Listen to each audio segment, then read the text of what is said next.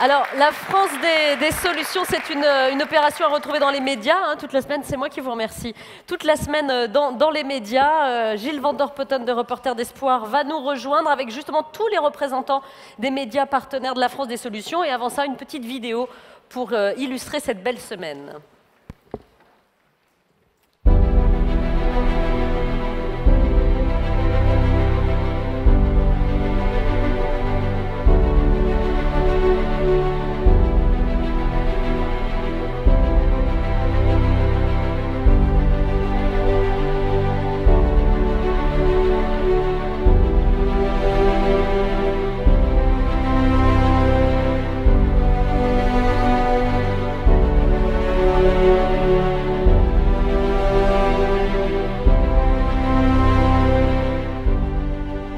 Voilà, mon cher Gilles Van der Potten de Reporters d'Espoir, tu vas nous rejoindre avec les dirigeants et les journalistes associés à cette opération de Reporters d'Espoir qui papotent, tous ensemble.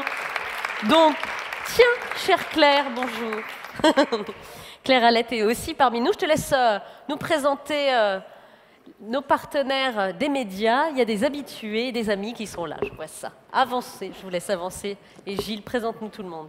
Oui, alors la France des solutions, on vous le disait tout à l'heure, c'est pas seulement un événement au Palais d'Iéna, c'est aussi une semaine de mobilisation des médias qu'on a lancé, qu'on a initié l'année dernière. Cette année, 33 médias partenaires nous ont rejoints, des fidèles et des nouveaux. Parmi les nouveaux, je voudrais citer les médias jeunesse avec l'étudiant et le monde des ados. Et puis les pure players, puisque à Reporters d'Espoir aussi, on fait notre mutation numérique. Et donc, il se trouve que nous travaillons avec des médias comme The Conversation, comme Combini, comme Rue 89, etc. Voilà, donc l'idée est de toucher à travers les médias, de créer une dynamique de solutions dans la société à travers les médias. Donc on a travaillé avec nos partenaires ici présents, journalistes, dirigeants de rédaction. On a travaillé sur l'identification d'initiatives, dont vous avez un panel aujourd'hui, mais il y en a beaucoup plus encore dans les médias partenaires. Et donc je vais passer la parole à chacun de nos partenaires présents ici pour nous dire, partager avec nous notamment une initiative qu'ils ont choisi de mettre en valeur dans leurs colonnes, sur leurs écrans, sur leurs ondes. Voilà, donc Stéphane, si tu veux. On a envie en effet d'entendre parler de choses concrètes, donc on vous attend justement sur quelques initiatives concrètes. Sélection Reader's Digest, le magazine américain qui est là depuis 70 ans, en France depuis 70 ans, mais à l'honneur des personnes ordinaires qui font des choses extraordinaires. Et on illustre ça, et d'ailleurs on a commencé au tout début de Reporters d'Espoir à beaucoup s'intéresser à travailler avec vous. On revient maintenant vers vous, et on illustre ça à travers le prix de la solidarité. On va voir 10 associations caritatives, et évidemment leurs membres, leurs bénévoles, et ces 10 associations illustrent extraordinairement bien ce qui se passe en France et ceux qui font la France aussi. Et tous ces gens qui donnent de leur temps, de leur talent, de leurs compétences aux autres, à eux-mêmes aussi, parce qu'il y a toujours un bénéfice secondaire. Et le prix de la solidarité, c'est la preuve qu'il faut faire vraiment confiance aux gens, aux individus. C'est d'ailleurs ce que j'ai entendu tout cet après-midi, tout au long de l'après-midi, à travers tout ce qu'on a pu voir et découvrir. Le prix de la solidarité, vous pourrez tous voter à partir du 1er novembre pour l'édition de cette année. Alors, peut-être qu'on pourrait être maintenant dans des initiatives vraiment concrètes. Est-ce que vous auriez une initiative à nous présenter, à nous proposer, qu'on pourra retrouver dans votre média? Alors, je vous représente le magazine Les Sites de l'étudiant, un journal déjà connu, que vous avez tous eu entre les mains au moment de vous orienter, ce qui est plus ou moins récent pour les personnes qui sont dans cette salle. En tout cas, nous, à l'étudiant, on a à cœur de mettre chaque mois en avant et tous les jours à travers nos sites internet des initiatives fortes portées par des jeunes. Cette rubrique s'appelle « Les jeunes ont de l'avenir », dans laquelle nous donnons la parole à des jeunes porteurs de projets. Alors ça va de la création d'entreprises à l'initiative individuelle. Et moi, il y en a une qui m'a particulièrement interpellée ces dernières semaines, mais je pourrais vous en citer une dizaine, mais celle-là, je l'ai trouvée vraiment sympa parce que, encore une fois, ces jeunes qui ont de l'avenir, comme on les appelle dans nos pages, c'est vraiment une dizaine de jeunes qu'on met à l'honneur chaque mois dans notre magazine, et tout au long de l'année, sur nos sites internet. Donc c'est difficile d'en isoler une. Mais en tout cas, on a fait un portrait sur un jeune qui a décidé de lancer son activité pour illustrer des prothèses. Donc c'est une activité assez originale, mais pour designer des prothèses pour des jeunes handicapés. C'est un jeune qui a un profil assez incroyable. Voilà une parmi d'autres des initiatives qu'on peut mettre en avant.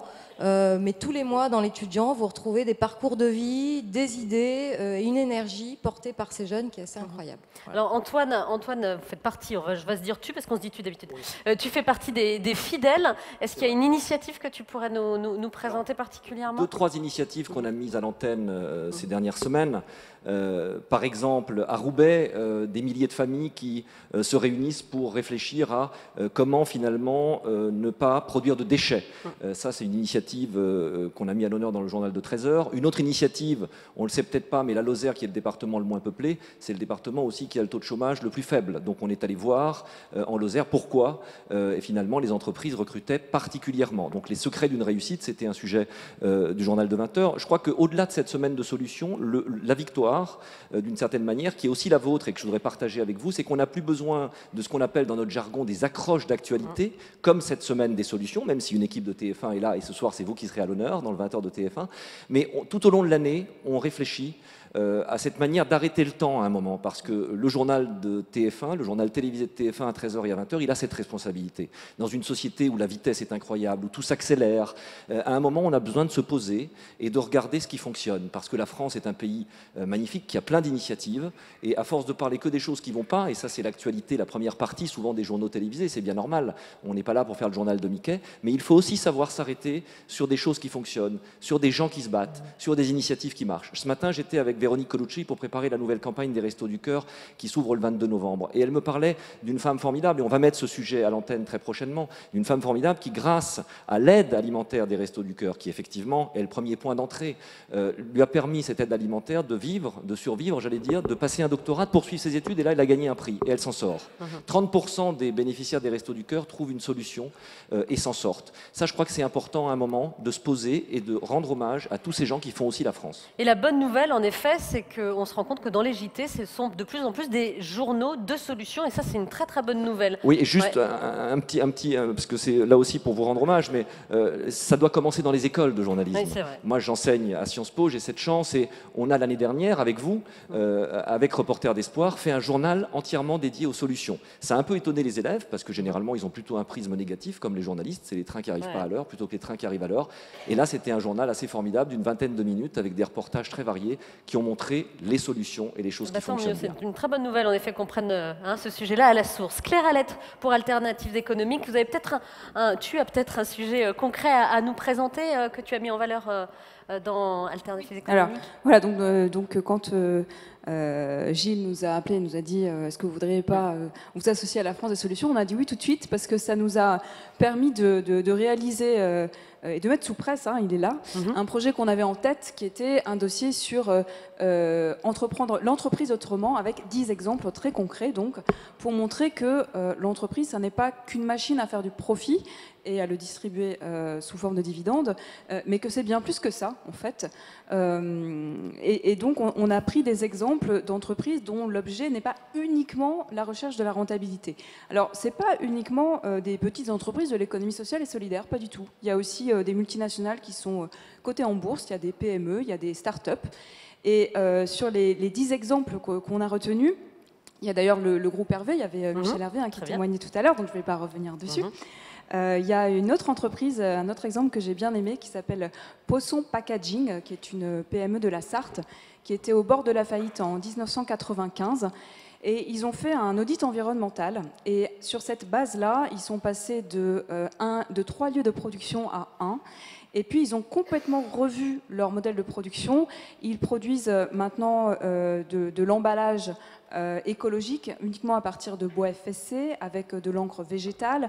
Ils font très attention à leur consommation d'eau, d'électricité. Ils font du covoiturage pour venir travailler. Et le résultat, donc non seulement il est bien évidemment écologique, mais il est aussi économique, puisque leur chiffre d'affaires a été multiplié par 5 en 20 ans. Très bien, on a hâte de découvrir ça en kiosque. Voilà. Hein. Merci beaucoup. C'est en kiosque. C'est en kiosque. Merci beaucoup Claire. Merci, Sophie. Juliette, justement dans le monde des ados, qu'est-ce qu'on peut retrouver là on ne touche pas qu'un public jeune, hein, là tout le monde peut le lire, le monde des ados. On peut tous être un éternel adolescent et avoir envie de lire le monde des ados. Est-ce qu'il y aurait, Juliette, un sujet qui vous aurait plus marqué qu'un autre? Oui, tout à fait. Alors nous, souvent nos lecteurs nous disent que l'actualité est anxiogène pour eux. Donc justement, on a essayé de leur montrer qu'il y avait des solutions, plutôt que de leur redonner pour la énième fois le nombre de morts de migrants en mer Méditerranée. On a décidé de faire le portrait d'une jeune fille de 14 ans qui s'appelle Pia et qui habite dans un petit village en Franche-Comté, qui a remué ciel et terre pour convaincre sa famille et les habitants de son village d'accueillir des réfugiés. Et voilà. Et donc on montre comment cette jeune fille a fait du porte-à-porte, s'est démenée comme une folle, a ouvert une page Facebook pour réussir à convaincre les gens, et elle a réussi. Et voilà. Et donc il y a son portrait sur 2 pages, plus plein d'autres choses. On a essayé de montrer plein de solutions. C'est une bonne nouvelle et c'est très bien de l'avoir fait dans le monde des ados, puisqu'on parlait de prendre de prendre ce sujet à la source et de s'adresser aux jeunes. Donc vous le faites dans le monde des ados, c'est une très très bonne initiative. Je crois que le Parisien est là également. Est-ce que dans le Parisien... Bonjour, c'est le Parisien Magazine. Ouais. Vous savez, c'est un magazine qui existe que depuis 4 ans simplement, et on faisait un petit peu Reporter d'espoir, la France des solutions dans notre coin. Donc c'est la première fois qu'on vous rejoint, on est ravis. Vous êtes les bienvenus. Et donc on a cet esprit de faire des dossiers comme ça sur les solutions innovantes, sur les endroits où il y a moins de chômage, sur des expériences de démocratie participative ou de gens qui font bouger les choses en bas par leurs propres moyens. Et Julien Solonel, qui est avec moi, va vous présenter donc l'initiative qu'on a retenue dans la masse des initiatives Allez, qui Julien. sont réunies par France des Solutions. Merci François. Oui, parce que vendredi dernier, on a donc présenté 12 initiatives, et dans notre tour de France un peu des solutions, on s'est arrêté notamment à Saint-Herblain, c'est près de Nantes, pour présenter une entreprise qui s'appelle Chronoflex, qui est une entreprise libérée. Je crois qu'on en a parlé tout à l'heure. Et donc l'idée de cette entreprise, de libérer l'entreprise, c'est de se dire que plus les employés sont responsabilisés, plus ils sont motivés, et donc plus ils vont être performants. Et donc résultat, dans cette entreprise, il n'y a plus de chefs, mais il y a des capitaines qui sont cooptés par leurs collaborateurs pendant une durée de 3 ans. Et également, les différents employés fixent eux-mêmes leurs objectifs, ils peuvent participer aux organes de direction. Et donc résultat, ça marche, parce que les témoignages qu'on a recueillis montrent que les employés sont extrêmement motivés et plus performants. Et économiquement, ça fonctionne aussi, parce que même si la mise en place a été un peu rock'n'roll, depuis que Chronoflex est libéré, ils font des bénéfices et ils embauchent. Alors dans le réseau France Bleu aussi, il y a de belles initiatives à présenter. Valérie Barre, vous êtes là. Je vous laisse vous avancer pour qu'on vous voit bien, que vous entende bien, Valérie. J'imagine qu'il y a un sujet qui vous a touché. Alors peut-être en région, justement, c'est important de parler vraiment des initiatives en région. Moi, je suis la première à les défendre Mais aussi. oui, ça vient des territoires. Voilà. Et France Bleu, c'est dans l'ADN, les solutions, puisque ça fait très très longtemps qu'on ne parle que de solutions finalement, puisqu'on parle de la vie des gens. Donc ça va être des solutions. Comment je fais moi pour que ma poubelle pèse moins lourd? Comment je fais pour ne plus prendre ma voiture tous les matins? Comment je fais le lien aussi avec les océans qui deviennent de la soupe plastique, et comment je peux intervenir? Alors déjà qu'on adorait ça, on a décidé de doubler la mise depuis la rentrée. Depuis septembre, nous avons 1 heure d'émission en plus de tout le reste, qui s'appelle 1 heure en France, de 13h à 14h, où tous les jours, du lundi au vendredi, il y a 3 initiatives qui sont mises en avant. Je vous en cite quelques-unes. Une dont vous avez peut-être entendu parler, ça se passe dans l'Allier. C'est un petit village, 1000 personnes, 25 réfugiés. Des Érythréens, des Soudanais, des Afghans. Eh bien, l'idée géniale, c'est le club de foot qu'il a eu. Si on faisait une équipe de foot juste pour s'amuser, ça a marché. Aujourd'hui, ils ont une équipe réserve, c'était pas arrivé depuis 7 ans quand même, et ils ont dégoté apparemment un buteur, à mon avis, que le PSG va vraiment vouloir acheter un jour. Mais déjà, votre sujet, entre guillemets, il a été volé, parce que c'est vrai qu'on en a entendu parler dans toute la France, dans d'autres médias, peut-être grâce à vous. Mais on est ravis justement, parce qu'on est là pour que ça essaime. Mais justement, on part, j'allais dire, souvent de ce qui pourrait être considéré comme un problème, et qui finalement trouve une solution. Allez, pour vous donner envie, un petit deuxième, ce sera à l'antenne mercredi, donc entre 13 et 14 heures, dans 1 heure en France. Là, on va s'intéresser à vraiment toute autre chose. Alors attendez que c'est l'émotion, je reprends mes petites notes, que je dise pas de sottises. Oui, ça s'appelle le Festival Grand Bivouac d'Albertville. C'est une manifestation qui parle de voyage, de rencontres. Bref, ça fait 15 ans que ça existe. Alors, est-ce qu'on va effectivement raconter l'événement de manière institutionnelle ? Pas du tout. On va parler d'un bénévole, un monsieur qui depuis 15 ans filtre les entrées. C'est grâce à lui et à ses petits camarades que ça existe. Alors par contre, je suis désolée, vous êtes invité, Jean-Louis Etienne, il ne vous verra pas, parce que comme tous les bénévoles, ces espèces de héros invisibles, sans eux, ça n'existerait pas. La preuve en est que finalement, quand on se bouge, eh ben, ça bouge. Merci Valérie, en tout cas, merci pour votre énergie et puis merci de mettre en avant ces initiatives-là. Vous vouliez également nous parler d'initiatives et de sujets que vous avez fait émerger. Là aussi, si vous pouviez vraiment nous donner des exemples concrets que vous souhaitez mettre en avant et nous présenter le média que vous présentez. Un nouveau média en ligne qui s'appelle ambitionlemac.fr et on ne Portez parle bien le micro que d'initiatives, des gens qu'on suit pendant plus d'un mois, dont on fait un vrai reportage. Et donc, ce ne sont que des initiatives solidaires. Alors, ça parle de jeunes femmes qui créent des cosmétiques pour les cancéreux. Ça parle de jeunes gens qui montent un restaurant solidaire et qui font de la haute cuisine pour des gens, des foyers d'Emmaüs.